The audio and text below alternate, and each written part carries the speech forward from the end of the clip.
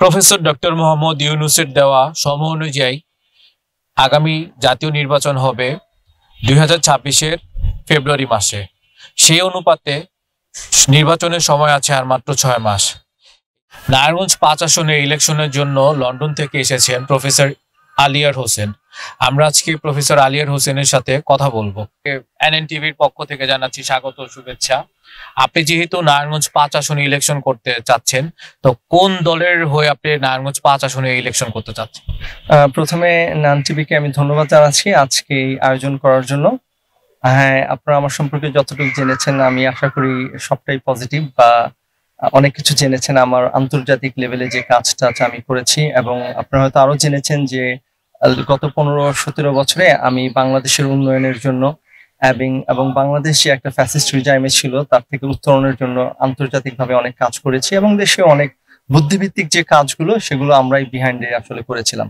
তো আমি নারায়ণগঞ্জের ছেলে। নারায়ণগঞ্জে আমাদের ফ্যামিলি ঐতিহ্য 250 বছর আমি বলতে পারি। আমার চাচা আতার হোসেন শামসু ছিলেন বিএনপির একজন সেন্ট্রাল কমিটি মেম্বার, এবং উনি বিভিন্ন পদেও ছিলেন বিভিন্ন সময়। এবং আমার আরেক মামা advocate Abul Kalam BNP 3বার MP ছিলেন। তো স্বাভাবিকভাবেই বুঝতে পারছেন আমিও বিএনপি মাইন্ডেড ছেলে ছিলাম সবসময়। আমি বিএনপি করি 98 সন থেকে, যখন আমার বয়স 18। চাচার সাথে তার বাসায় অনেক বিএনপি মিটিং এ ছোটবেলায় গিয়েছিলাম। তো সেই থেকেই বিএনপির প্রতি একটি ভালোবাসা। তারপরে যখন রাষ্ট্রপতি জিয়াউর রহমানের আদর্শ পড়াশোনা করি, তার উপরে গবেষণা করি, তখন এটা আরো বেশি হয়। তো লন্ডনে থাকার সুবাদে অবশ্যই বিএনপির অনেক উচ্চপদস্থ নেতৃকর্মীদের সাথে একটা সখ্যতা গড়ে উঠে, এবং তাদের কাছ থেকে অনেক কিছু শিখতে পারি, জানতে পারি। তো যে কারণে আমার নমিনেশন প্রত্যাশী আমি বিএনপি থেকেই হব, বাংলাদেশ জাতীয়তাবাদী দল। এবং আমার কিছু দর্শনও আছে, যদিও সেই দর্শনগুলো তারেক রহমান সাহেবের 31 দফার মধ্যেই পড়ে। এবং আরেকটা জিনিস বললেই না, যদি তারেক রহমান সাহেবের 31 দফা আপনারা দেখেন, তো সেখানে আপনারা দেখবেন এজেন্ডা 2030 ইউনাইটেড নেশনসের এবং গ্লোবাল কম্প্যাক্ট 2010, এগুলো কিন্তু একটা গুড কম্বিনেশন। তো সে আলোকে যে কোনো রাষ্ট্রকে একটি উন্নয়ন রাষ্ট্র তৈরি করার জন্য সবগুলো মেকানিজমই সেখানে আসলে আছে। আমি নারায়ণগঞ্জের ছেলে হিসাবে আমি দেখেছি নারায়ণগঞ্জ, এবং আপনারাও দেখছেন যে নারায়ণগঞ্জের যানজট, ট্রাফিক, নারায়ণগঞ্জের মাদক ইস্যু, নারায়ণগঞ্জে ভালো হাসপাতাল নেই, নারায়ণগঞ্জে ভালো শিক্ষা ব্যবস্থা নেই, নারায়ণগঞ্জের জীবনযাত্রার মান কম। যদিও আমরা ইন্ডাস্ট্রিয়াল সিটি হিসাবে পরিচিত, আমাদের অর্থনৈতিকভাবে আমরা অনেক উন্নত, কিন্তু দৈনন্দিন জীবনের যে রেগুলার যে চাহিদাগুলো সেগুলো অনেক কিছুই মিসিং নারায়ণগঞ্জে। আমরা জানি যে এখানে আমাদের একটা ইন্ডাস্ট্রিয়াল শহর, আমাদের অনেক গার্মেন্টস ফ্যাক্টরি এবং আরো অন্যান্য অনেক ফ্যাক্টরিজ আছে, কিন্তু আপনারা দেখেন যে এখানে একটা ভালো হোটেল নাই, যেখানে গার্মেন্টস এর মালিক বা ব্যবসায়ীরা তাদের রিপ্রেজেন্টেটিভ বা বিভিন্ন বায়ারদের আসলে থাকতে বলবে, ভালো একটা খাওয়ার জায়গা নেই। তো সমস্যার কোনো শেষ নাই নারায়ণগঞ্জে। তো এনিওয়ে, এসব কারণে আমি উদ্বুদ্ধ হয়েছি যে জাতীয় নির্বাচনে কিছু করার জন্য, এবং আমি বাংলাদেশ জাতীয়তাবাদী দল থেকে 5 আসনের জন্য নমিনেশন প্রার্থী। জনাব আলিয়ার সাহেব, নারায়ণগঞ্জ টোটালি হচ্ছে 5টি আসনে বিভক্ত, তো আপনি কেন 5 আসনকে বেছে নিলেন আপনার নির্বাচনী এলাকার হিসাবে, এটা একটু বলবেন। আমি 5 আসন, প্রথমত এখানে আমাদের 250 বছরের ইতিহাস রয়েছে, আর আমি বাবুরেলের ছেলে, তো এটাই আমার জোন পড়ে। তো এই কারণেই 5 আসনই হচ্ছে আমার জন্য সুইটেবল। আমাদের কাজ, আমাদের ফ্যামিলিগত বিভিন্ন কর্মকাণ্ড, চ্যারিটেবল কাজ, সামাজিক কাজ, ব্যবসা এবং বিভিন্ন কিছু। আমি নারায়ণগঞ্জ ডায়াবেটিক সমিতিরও আজীবন মেম্বার। তাছাড়া আমি 2017-তে ডান্ডি ফাউন্ডেশন করি, যেটার মাধ্যমে নারায়ণগঞ্জের বিভিন্ন উন্নয়নমূলক কাজ। আজকেও আপনারা দেখেছেন যে আরাফাত রহমান কোকো ইন্টারন্যাশনাল দাবা টুর্নামেন্ট একটা আমরা অর্গানাইজ করি ডান্ডি ফাউন্ডেশন থেকে। তো এই ধরনের বিভিন্ন কাজ টাজ করি। এটাই হচ্ছে আমার জন্মস্থান, এটাই হচ্ছে আমার এলাকা। নারায়ণগঞ্জবাসীকে কেমন নারায়ণগঞ্জ উপহার দিতে যাচ্ছেন, বা নির্বাচনে যেহেতু আপনি আমাদের 5 আসন থেকে দাঁড়াচ্ছেন, তো 5 আসনে আপনি কিরকম ভাবে ঢেলে সাজাতে চাচ্ছেন সেটা একটু বলুন। ধন্যবাদ। আসলে আমি সাজাতে চাইছি বলে আমি নির্বাচনে এসেছি। আমার one of the reason for me to come from UK to Bangladesh and doing this election in Narayanganj, যে আমি মনে করি যে আমাদের যেভাবে আমরা চলছি, এভাবে যদি চলতে থাকি, নারায়ণগঞ্জ বসবাসের অযোগ্য একটা শহর হয়ে দাঁড়াবে, এবং আমি নিজেই আগামী 5 বছর পরে এই শহরে আমার পরিবার নিয়ে আসতে পারবো না। তো ওই সমস্যা সমাধানের জন্য, প্লাস নারায়ণগঞ্জবাসীর যে দুর্ভোগ হচ্ছে, আপনারা জানেন যে চাষারা থেকে জিমখানা আসতে আপনাদের 1 ঘন্টা সময় লেগে যায়।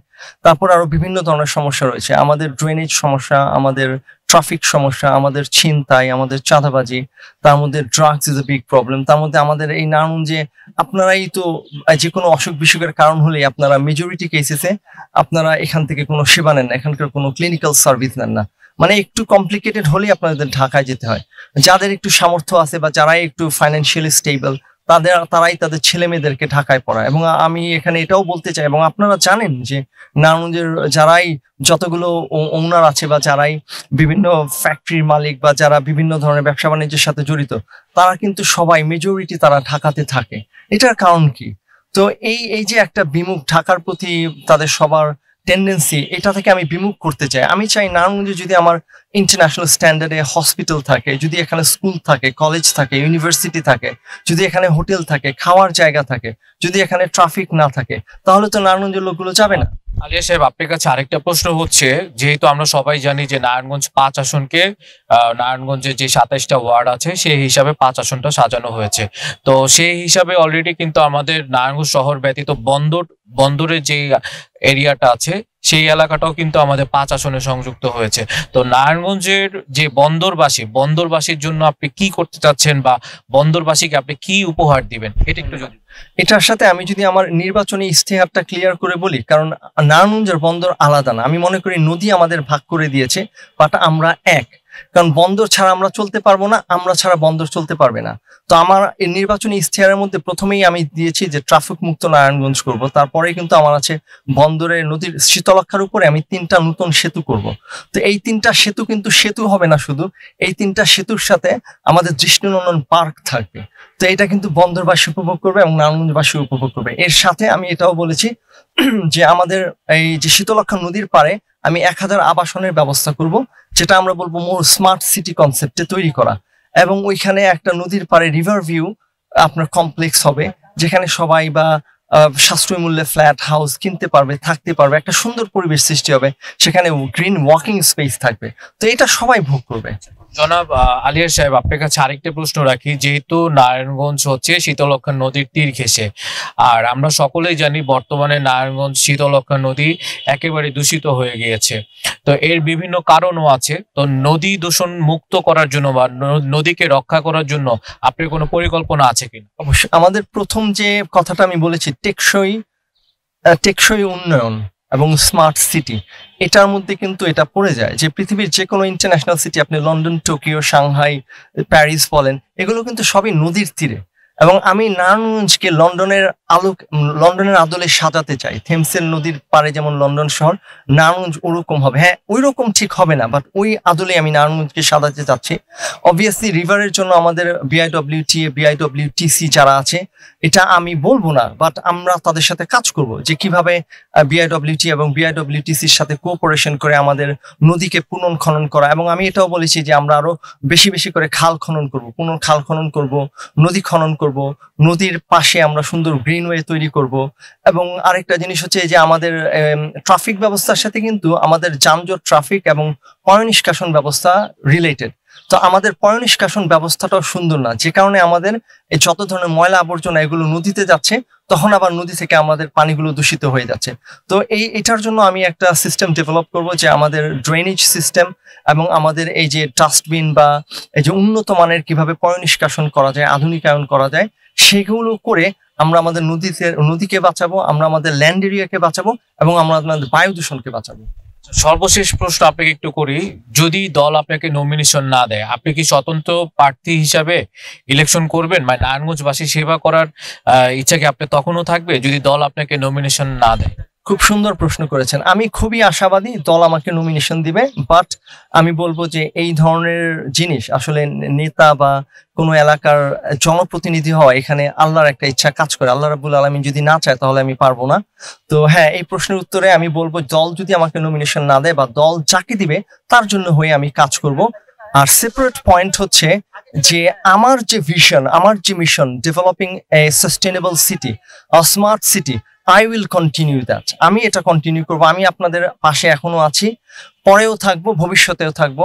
আল্লাহ রাব্বুল আলামিন আমাকে সুস্থ সবল রাখলে আমি সবসময় আপনাদের পাশে থাকবো, নারায়ণগঞ্জের উন্নয়নের জন্য কাজ করব। ধন্যবাদ প্রফেসর আলিয়ার হোসেন আপনাকে, এবং ধন্যবাদ জানাচ্ছি এনএনটিভির পক্ষ থেকে। আপনাকে এবং আপনার টিভির যত দর্শক শ্রোতা আছে সবাইকে ধন্যবাদ। আজকে আমাদের অতিথি হিসাবে উপস্থিত ছিলেন জনাব প্রফেসর আলিয়ার হোসেন সাহেব। নির্বাচনের এই মাঠে, নির্বাচনের এই আবহাওয়াতে ইনশাল্লাহ নেক্সট আরেকদিন আরেকজন প্রার্থীর সাথে আমরা উপস্থিত হব এনএন টিভির পর্দায়। ধন্যবাদ সকলকে।